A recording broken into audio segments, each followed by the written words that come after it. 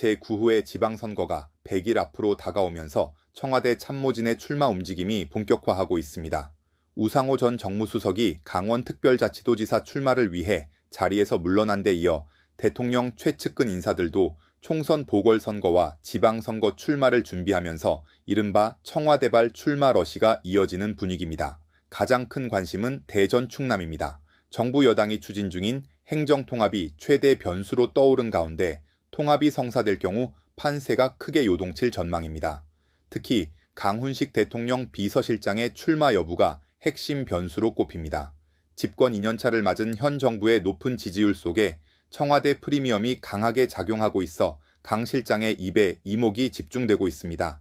국민의힘은 현역 단체장들이 재선 도전에 나선 가운데 통합이 현실화되면 후보 간 교통 정리가 불가피한 상황입니다. 반면 민주당은 복수의 인사들이 출마 의지를 밝히며 경쟁 구도가 형성되고 있습니다. 강원특별자치도 역시 주목할 지역입니다. 보수 성향이 강한 곳이지만 최근 분위기는 민주당 우세 양상입니다.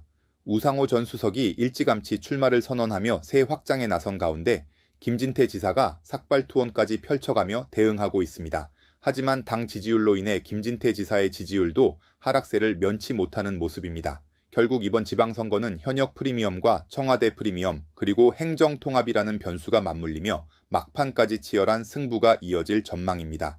뉴스토마토 한동인입니다. 청와대 참모진도 이번 지방선거에 가세합니다.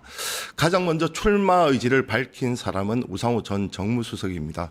사선의 중진 의원으로 강원도지사에 도전합니다. 무엇보다 강원을 상징했던 이광재 전 지사가 고심 끝에 불출마 의사를 밝히면서 사실상의 단일화 효과까지 누리고 있다는 평가입니다. 현재 각종 여론조사에서 김진태 현 지사를 오차범위 밖에서 따돌리고 있는 것으로 나타나고 있습니다. 다만 강원도의 보수 성향을 감안하면 투표함을 열어봐야 한다는 신중론도 만만치 않습니다. 민주당 강원도지사 후보 출격 준비를 마친 우상호 전 정무수석과 함께 강원 선거 한번 전망해 보겠습니다. 안녕하십니까? 네, 안녕하십니까? 네. 지금 열심히 뛰고 계시죠? 네, 뭐 저 18개 시군을 열심히 방문해서 돌아다니고 있습니다. 뭐 전통시장도 방문하고, 네. 또 각종 직능단체들하고 뭐 간담회도 하고, 뭐 여러 가지 준비를 해서 갔습니다만 또 만날수록 새로운 느낌이 듭니다. 네. 그 사선 의원 하시고 난 뒤 이제 총선 불출마 의사를 밝히셨고 그 전에는 또 서울시장에도 도전하셨고 하셨는데 네. 강원도지사 출마는 언제 결심하게 됐습니까?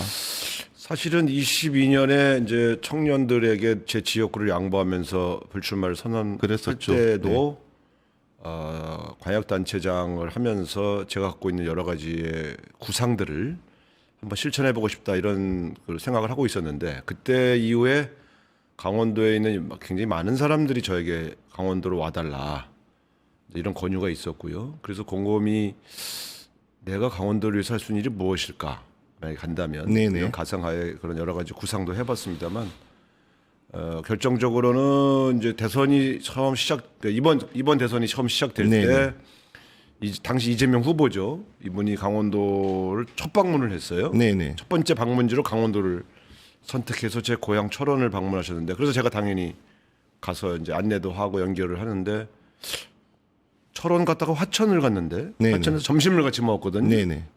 그래서 그때 제가 강원도를 위해서 이러이러한 정책들이 필요하다 이렇게 건의를 했더니 형님이 하세요. 그래서 내가 대통령 공약에 넣어달라는 소리인데 이게 뭔 소린가 하다가 형님이 맡아서 한번 해보세요. 그래서 맡아서라는 말이 이제 말하자면 네네. 그 강원도지사 후보를 의미한 거 아니겠습니까? 네. 그래서 내가 강원도지사 말하는 거예요? 그랬더니 예. 그래서 갑자기 그분이 어떤 그런 얘기할 때는 생각을 해놓은 말을 하지 즉석에서 하지는 않아요. 네네. 특히 직책과 관련된 얘기를 할 네. 때는 이 여러 가지 구상을 갖고 있구나. 그래서 이제 그때 저녁을 속초에서 잤는데 그 종일 내내 제가 고민을 하고 있었으니까 네. 뭐 이재명 대통령 굉장히 유력하게 되실 텐데 저분도 저렇게 생각하는 거 보니 이거는 내 운명인 것 같다. 해보자. 이제 그리고서 이제 한 달 반을 쭉 그 강원도 18개 시군을 한 3바퀴를 돌았어요. 네네.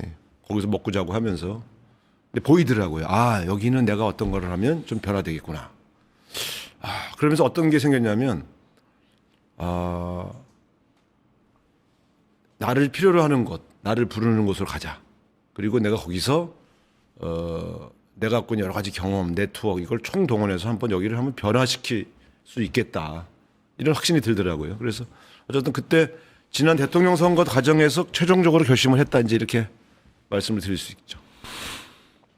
물론 정치에는 변수가 있지만 이변이 없는 한 김진태 현 지사와의 맞대결이 성사될 것으로 보입니다. 그렇죠? 네, 뭐 그렇게 지금으로서- 생각하고 계시죠? 지금으로서는 뭐 새로 떠오르는 후보는 없습니다. 네네. 현재 각종 여론조사에서 보면 오차범위를 크게 벗어나는데요. 거의 10%포인트 이상 앞서고 있는데 그 배경은 뭘로 보십니까? 왜냐면 강원도에서 지역구를 안 하고 서울에서 하셨기 때문에. 네, 네. 이제 이렇게 볼 수 있을 것 같습니다. 이제 대통령 이제 오른팔이 내려갔잖아요. 그러니까 아무래도 강원도는 문제 해결 능력. 그러니까 그동안 이러저러한 구상을 말한 정치 지도자들이 많았지만 특별히 해낸 게 많지 않다라고 하는 불만들이 좀 있어요. 네네. 강원도가 크게 변화 발전하지 못했다 이런 이제 답답함들이 있으니까 저 사람은 대통령 오른팔이니까 힘이 있겠는데 저 사람은 문제를 해결하겠는데 이제 이런 예를 들면 그런 기대감들이 있는 것 같아요. 제가 만나본 강원도민들 상당 부분이 왜 저를 이렇게 좋아하세요? 이렇게 물어보면 그러면 아니 대통령하고 수시로 전화할 수 있고 장관들 수석들하고 여러 가지 부탁할 수 있는 위치 아닙니까? 그러니까 우리가 뭘 해달라고 하고 막 부탁하면 해결 바로 할 수 있을 거 아닙니까? 그러니까 그런 기대가 있어요라고 이제 말씀하시는 걸 보면 이제 아마 그런 역대급으로 좀 힘센 사람이 왔다, 비중 있는 사람이 왔다 하는 그런 것들에 대해서 굉장히 좋아하시는 것 같아요. 현 김진태 지사에 대한 도민들의 실제 평가는 어떻습니까? 저는 사실 제 경쟁 상대에 대해서 뭐 직접 물어보거나 그러지는 않았는데 네. 이제 여론조사상으로 보면 이제 평가가 담겨 있지 않겠습니까? 그러니까 잘했다는 분과 잘 못했다는 평가 중에 잘 못했다는 평가가 더 높은 걸 보면 만족스럽지 못하다. 활동이 열심히 하셨지만 뭐 아마 이런 평가들이 내려지고 있는 게 아닌가 싶고요. 거기에는 아마 이 김진태 지사님이 가령 국민의힘 안에서도 비중 있는 인물이 아니고 또 가령 현재 여당이기 때문에 뭘 특별히 여당에게 부탁해서 관철할 수 있는 그런 관계가 있는 것도 아니다라고 하는 그런 답답함들이 깔려 있는 게 아닌가 그렇게 생각합니다.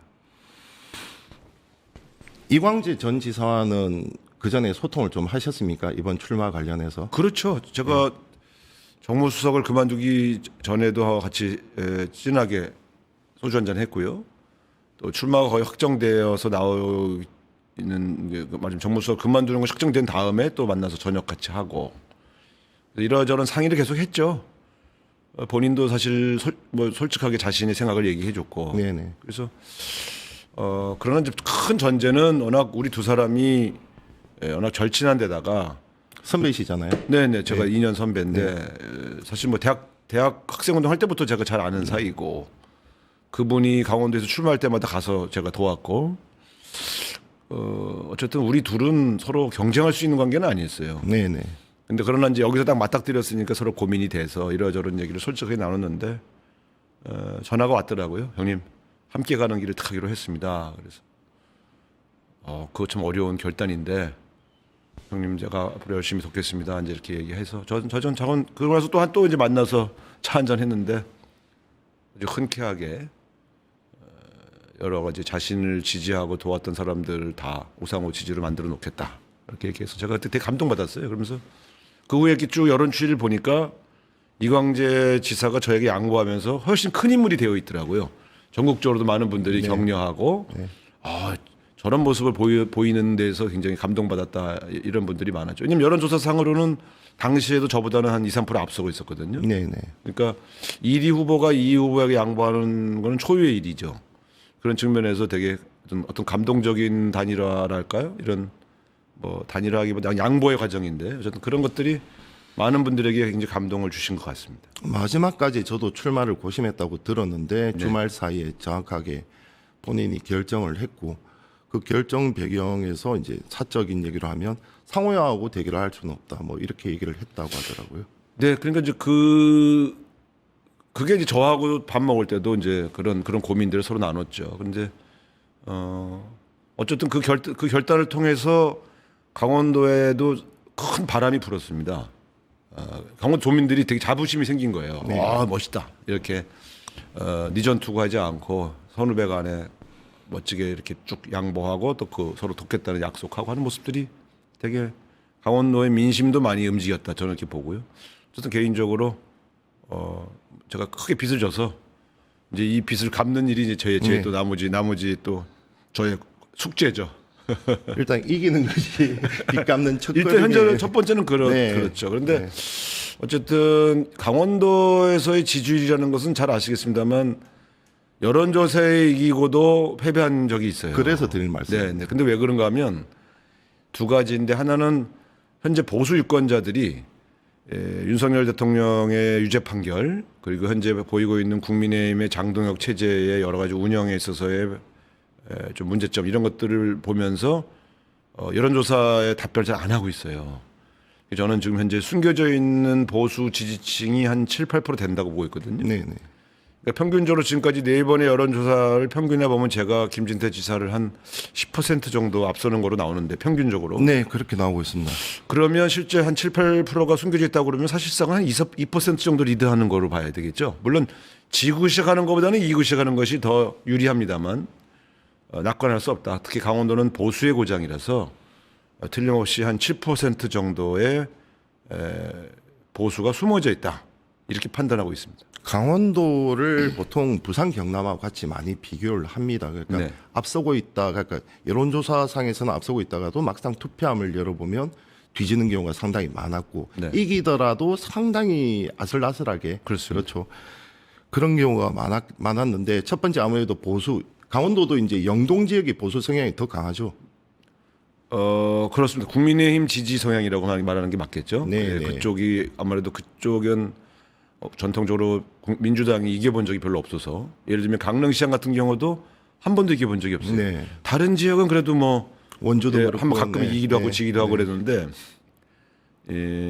강릉 이남 지역으로는 굉장히 그 보수 성향이 강하죠.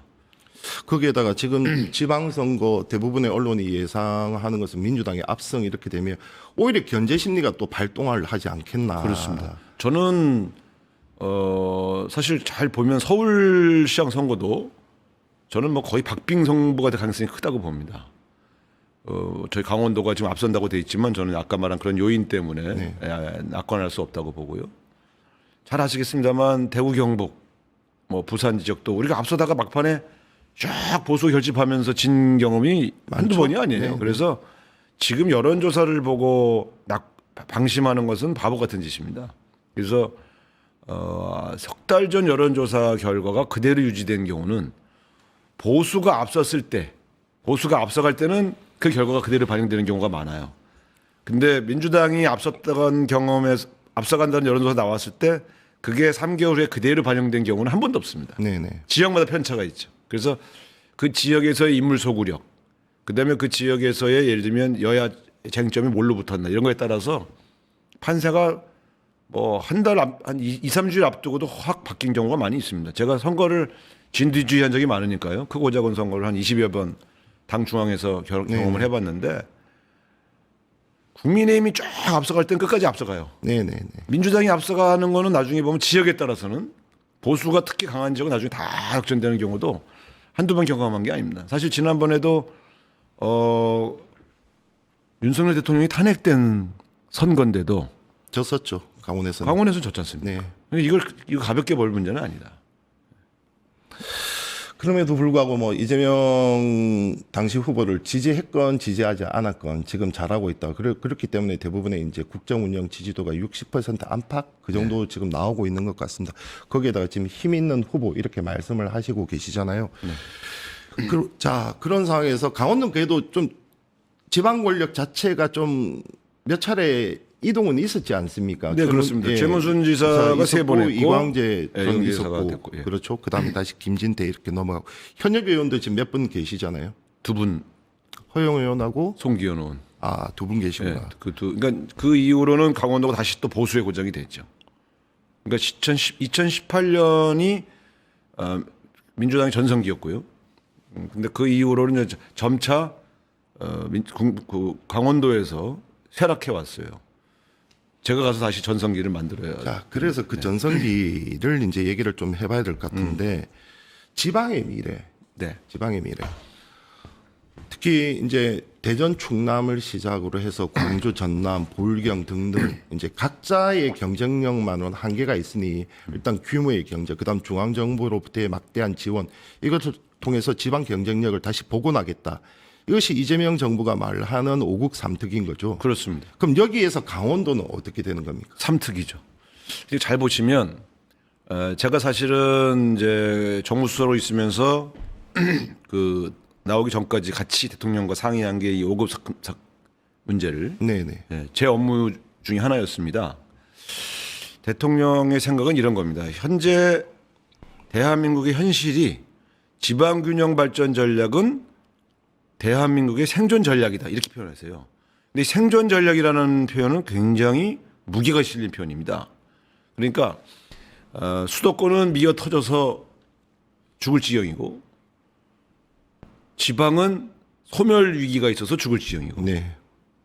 아니 다 아는 문제인데 이거를 해결을 안 하면 대한민국은 앞으로 미래를 못 간다. 그래서 단순히 시혜적으로 지방에도 뭐 좀 조금 줘야지 이게 아니고 대한민국의 성장 전략이 하나예요. 예를 들면 AI 산업을 키워야 되겠다는 게 성장 전략이잖아요. 네네.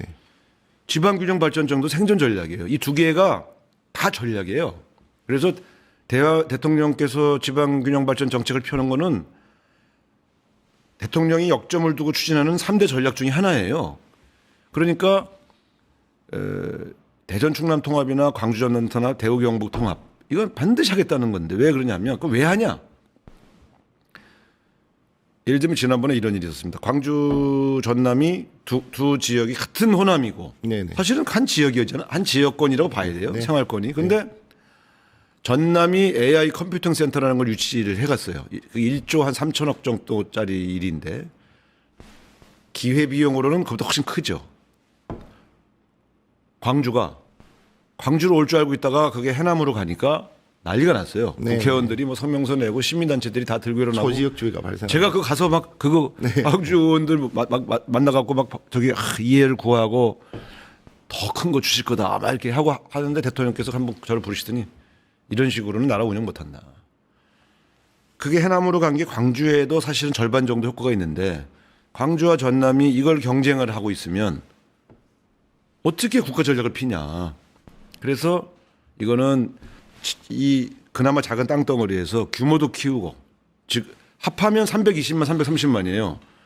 지금 부산이 330만 미치란 말입니다. 네네. 320만 되는데. 그러니까 결국은 규모의 경제를 키우고 거기에 대해서 거기가 그 안에서도 조화롭게 순환 구조를 만드는 방식으로 가지 않고서는 이거는 16개 시도에다 계속 여기를 주면 여기가 불만을 갖고 여기를 주면 여기가 불만을 갖는 이런 방식으로는 할 수가 없다. 네네. 하나의 산업을 보내면 이 산업이 그 인근에 같이 이 과실이 돌아가도록 만들지 않고서는 어렵겠다. 그래서 이게 생존 전략이라는 게 이제 그런 표현이죠. 강원도 같은 특별자치도는 그렇죠. 어떨까요? 강원도로 한번 연결해 보죠. 특별자치도들은 사실은 이겁니다. 특별자치도에게 주기로 했던 여러 가지 권한들이 있는데 네네. 현재의 권한이 특례를 준 것이 지금 5국 체제보다는 적어요. 근데 이런 거죠. 5국 체제를 만들기 위해서 특례를 주면 그 특례가 특별자치도에게는 안 줄 거냐? 주게 돼 있습니다. 그거는 제가 검토할 때 자, 여기 대전 충남과 광주 전남을 주고 그러면 전라북도, 제주도, 강원도는 어떡합니까? 일단 여기를 통합시키기 위해서 우리가 특례를 주지만 이 특례가 안정돼 가는 과정에서 당연히 여기에 줬던 만큼의 권한을 다른 특별자치도에도 줘야죠. 라는 게 대통령 생각이에요. 그렇기 때문에 저는 지금 대전 충남과 광주 전남의 통합을 위해서 열심히 뛰고 있기 때문에 특례나 재정 지원을 하는데 그때 대통령이 이렇게 말씀하셨어요. 다른 시도에서 뺏어서 여기 주지 마라. 내 걸 줘라. 대통령이 쓸 예산을 중에서 여기를 줘라. 이미 주었던 특별자치도에 줬던 권한과 재정은 앞으로 더 늘려나가라.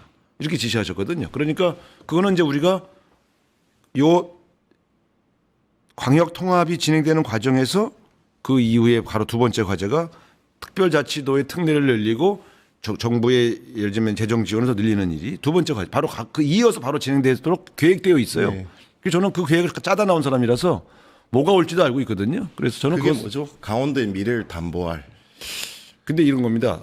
재정 지원이 더 늘어날 거고요. 네. 지금 현재 대통령께서는 지방세, 국세 여러 가지 그 비율도 현재는 지금 7.2 대 2.8 수준이에요. 2.8이 강원도가 재정 자립도가 좀 낮은 편이죠. 그렇습니다. 네. 재정 자립도가 낮은 이유는 중앙 정부의 지원이 적은 것도 있지만 그 자체에 소위 말하면 산업이나 그렇죠. 특별한 그 경제의 가치가 약하기 때문에 지방세로 걷어들이는 돈도 적어요. 그러니까 자립성이 약한 거죠. 근데 언제까지 우리가 재정이 열악하다고 그래서 언제까지 중앙 정부에 손 벌리고 살 수만은 없지 않습니까? 그 우리가 일정한 기간은 중앙 정부의 지원을 훨씬 더 획기적으로 받아내되 사실은 강원도 자체에서 새로운 산업을 일으켜서 강원도가 먹고 살 수 있는 기반을 만들지 않고는 이 구조는 바뀌지 않아요. 때문에 그걸 제가 지금 여쭙는 겁니다. 네. 강원도의 미래를 담보할 근간 또는 경제 산업 인큐베이팅은 어쨌든 중앙 정부로부터의 지원을 통해서 좀 하되 네.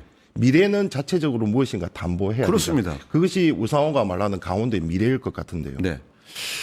제가 볼 때는 이제 이런 거죠. 현재 강원도에서 그나마 가장 경쟁력 있는 산업이 뭐냐?